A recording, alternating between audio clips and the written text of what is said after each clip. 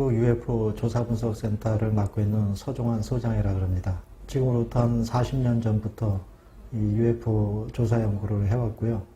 국내에서 발생하는 그런 UFO 활동이라든가 사진, 영상 분석을 주로 맡고 있습니다. 2004년 11월 14일 날 그 F-18 슈퍼 호넷 전투기를 몰고 직접 그 현장에 날아간 그 데이비드 프레버 중령에 의하면 길이가 한 12m 정도 되어 보인다 그럽니다.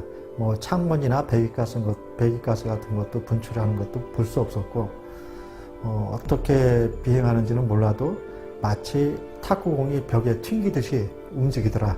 실제 UFO라고 신뢰할 만한 요소. 미 국방성에서 발표된 3편의 영상을 제가 이제 훑어봤는데, 첫 번째 영상을 제가 분석을 좀 해보니까 이 영상에서 보이는 이제 특징 중에 하나가 마지막 부분에서 나옵니다. 감지기에 이제 포착이 되면서 순식간에 급가속해서 그 영역을 벗어나는 거예요. 엄청난 가속도로.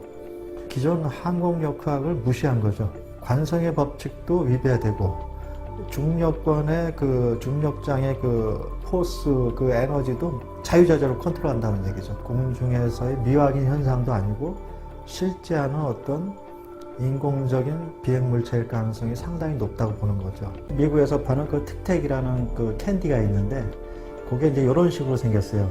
그 알약과 비슷한 그런 비행물체였다라는 증언이 있었죠. 미 국방부에서 2007년부터 2012년도까지 5년간에 걸쳐서 240억 원 정도, 2,200만 달러를 투입해서 AATIP라는 그 첨단 항공 위협 식별 프로그램이라는 걸 가동했었어요. 그게 뭐냐면 실제 이 비행체에 대해서 조사 연구하는 프로그램인데, 그 중간 보고서를 볼 것 같으면은 미 방공망은 이미 UFO에 대해서 취약한 상태로 있기 때문에 만에 하나 그런 어떤 공격적인 자세를 취한다면 미국의 방어 능력은 부재하다. 그걸 이제 인정하게 된 셈이죠.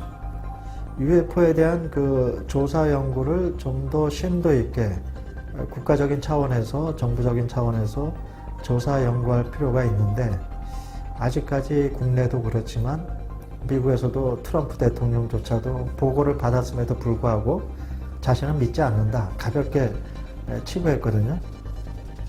그러나 정보기관과 그 미군 당국, 미 해군, 미 공군에서는 이 물체가 출현함으로써 비행 안전에 위협적인 존재로 지금 맞닥뜨린 거예요. 군 당국에서는 이걸 좀 예의주시할 필요가 있고, 어떤 조직적으로 군사과학적인 측면에서 접근할 필요성도 있다는 얘기죠. UFO란 무엇인가요? 이 드넓은 우주 공간에 그 조그만 변두리에 있는 지구라는 그 행성에 50억 가까운 고등지능적인 생명체가 살고 있는데, 다른 천체에도 우리와 같은 그런 고등지능 생명체가 있지 말라는 법이 없지 않습니까? 우리가 외계로 자꾸 나가는 이유는 뭐 우주 식민지 계획의 일환인 것도 있지만, 과연 외계에 어떤 지능을 가진 생명체가 또 있지는 않을까?